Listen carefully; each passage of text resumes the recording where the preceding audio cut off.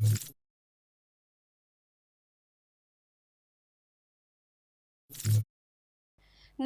હું છું પ્રિયા અને તમે જોઈ રહ્યા છો જનતા કી જાણકારી ન્યૂઝ। નજર કરીએ આજના સમાચાર। પાટણ લૂંટેરી દુલ્હન પોલીસના સકંજામાં। રાધનપુરના યુવક સાથે લગ્ન કર્યા બાદ ફરાર, 5 આરોપીની ધરપકડ। રાધનપુરમાં લગ્નના બહાને એક યુવક સાથે 10 લાખ રૂપિયા અને ઘરેણાની છેતરપિંડી થઈ છે। આ કેસમાં પોલીસે 5 આરોપીઓની ધરપકડ કરી છે। પાટણના રાધનપુરના જેઠાસરના રહેવાસી બાબુ ભરવાડ સાથે આ ગુનાહિત કાવતરું રચવામાં આવ્યું હતું। આરોપીઓએ તેમનો વિશ્વાસ કેળવી 10 લાખ રૂપિયા અને ઘરેણાં પડાવી લીધા હતા। લગ્ન બાદ દુલ્હન ફરાર થઈ ગઈ હતી। જ્યારે બાબુએ પોતાના પૈસા અને ઘરેણાં પરત માંગ્યા ત્યારે તેમને બળાત્કારના કેસમાં ફસાવી દેવાની ધમકી આપવામાં આવી હતી। આ મામલે રાધનપુર પોલીસ સ્ટેશનમાં ગુનો નોંધવામાં આવ્યો હતો। પોલીસે વડોદરા, રાજકોટ અને બોટાદ ખાતેથી આરોપીઓની ધરપકડ કરી છે। તપાસમાં ખુલાસો થયો કે પકડાયેલ ઈલાબેન પરમારે પોતાનું નામ હિરલ ધારણ કરીને દુલ્હન બની હતી। બોટાદના જીવણ ભરવાડ દુલ્હનના પિતા, લક્ષ્મી ભરવાડ માતા અને મેરા ભરવાડ ભાઈ બન્યા હતા। આ ઉપરાંત કનોઈ ઉર્ફે મનુ ભરવાડ વડોદરા, ગોવિંદ ભરવાડ બોટાદ અને લાલા ભરવાડ નાવ્યાણી સુરેન્દ્રનગરની પણ ધરપકડ કરવામાં આવી છે। પોલીસે છેતરપિંડીથી મેળવેલી રકમ પૈકી ₹1.5 લાખ, 5 મોબાઈલ ફોન અને 1 સોનાની વીંટી સહિત કુલ ₹2,27,000નો મુદ્દામાલ રિકવર કર્યો છે। રાધનપુર પોલીસ આ કેસમાં વધુ કાયદેસરની કાર્યવાહી કરી રહી છે। Reporter Anil Ramanoj, Radhanpur. Radhanpur police station એક ફરિયાદ નોંધાઈ હતી, તેમાં આજે ધરપકડ કરવામાં આવી છે। સમગ્ર ઘટના શું છે? તારીખ 5 ડિસેમ્બર 2025ના રોજ રાધનપુર પોલીસ સ્ટેશન વિસ્તારમાં બાબુભાઈ ભગવાનભાઈ ભરવાડે એક ફરિયાદ આપેલી, જેમાં તેઓની ફરિયાદ પ્રમાણે આરોપીએ ગુનાહિત કાવતરું રચીને એમને વિશ્વાસમાં લઈને લગ્ન કરવાના બહાને ₹10 લાખ અને ઘરેણાં લઈને ફરાર થઈ ગયેલાની હકીકત અમોને જણાવેલ, જેના આધારે રાધનપુર પોલીસ સ્ટેશનમાં 1205/2025ના નંબરથી ઓફેન્સ રજીસ્ટર કરવામાં આવેલો।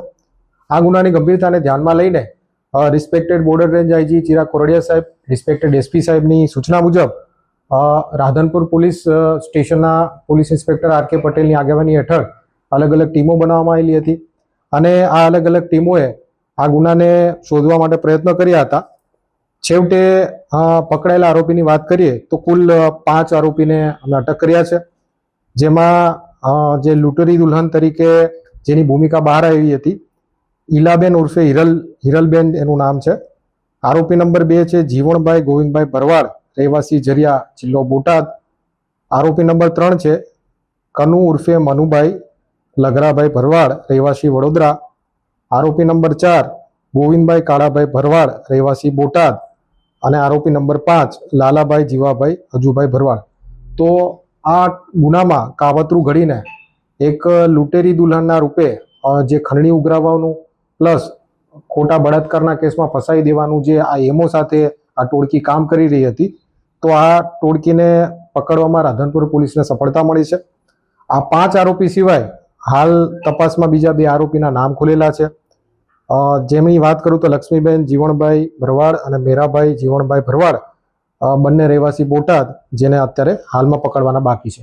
હાલ સાહેબ આરોપીને કેટલી ડિટેક્ટ કરવામાં આવી છે? હાલ ટોટલ 5 આરોપીને આપણે અટક કર્યા છે અને 2 આરોપી પકડવાના બાકી છે।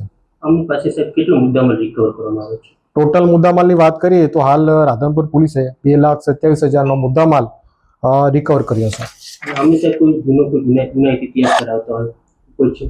જે આ ટોળકી છે જેમાં મુખ્યત્વે જે લૂંટેરી દુલ્હન મુખ્યત્વે છે અને આ લોકો બળજબરીથી પૈસા કઢાવી બળાત્કારના ખોટા કેસમાં ફસાઈ દેવાની હેમો ધરાવે છે। અગાઉ ગુનાની વાત કરીએ તો રાજકોટ શહેરમાં અને બગદાણા એટલે કે ભાવનગર પોલીસ સ્ટેશન ખાતે પણ આ સેમ લૂંટેરી દુલ્હન વિરુદ્ધ 2 ઓફેન્સ રજીસ્ટર થયેલા છે।